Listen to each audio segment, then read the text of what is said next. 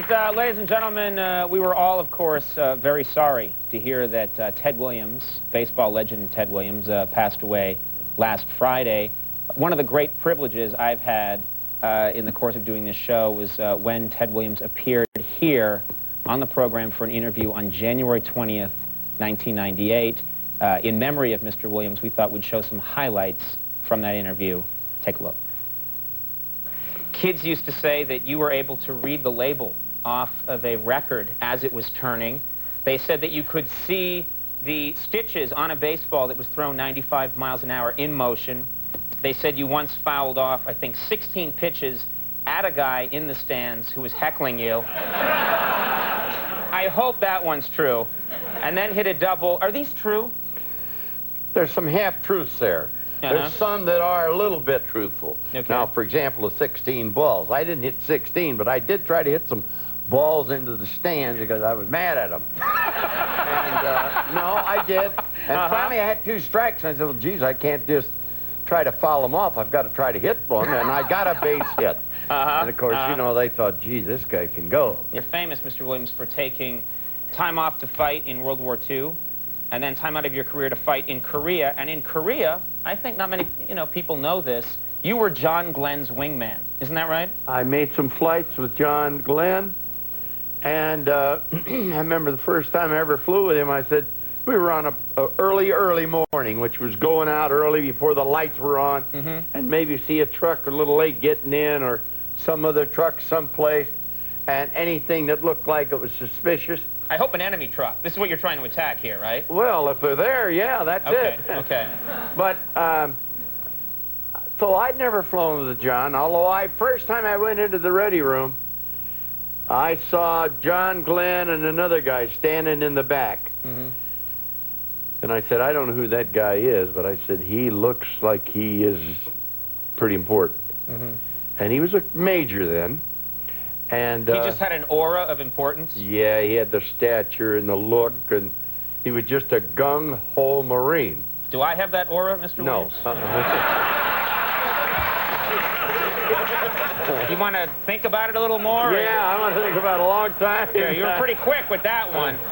But he was just a tremendous guy, and I was on this early morning trip with him. And it was a lousy day, and I thought really to myself, I shouldn't even be up here. I'm not ready for this. And I swung right in there with him. And he was so damn smooth, kid. I didn't even have to touch the thing. Everything would have been great.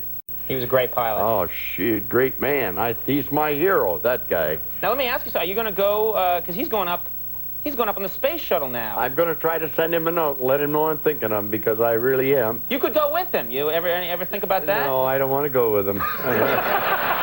You got out a rifle in Fenway Park, and you started shooting at the scoreboard. It was not during a game. No. Not during a game, but is this true? Well, just about that time...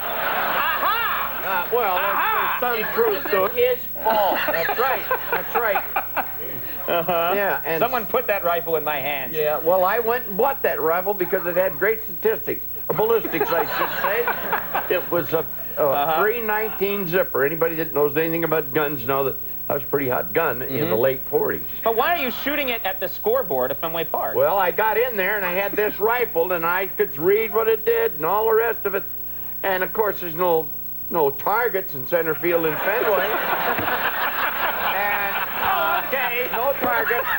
And I saw 400 out there in the center field bleachers. And I knew this bullet wouldn't go through there. So I hit a couple of zeros out there, knocked the little chips out of the damn zero. And I got hell for that. Yeah, some idiot intervened and ruined your fun. Yeah, you know, I close my eyes at night. And I've done this for 50 years.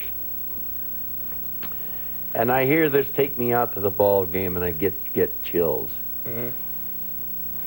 The only other song that makes me ever feel that way is the national anthem and the Halls of Montezuma. And I want to tell you, I got that same feeling tonight when I was listening to all those guys, and I said, who the hell's that drummer? He's good.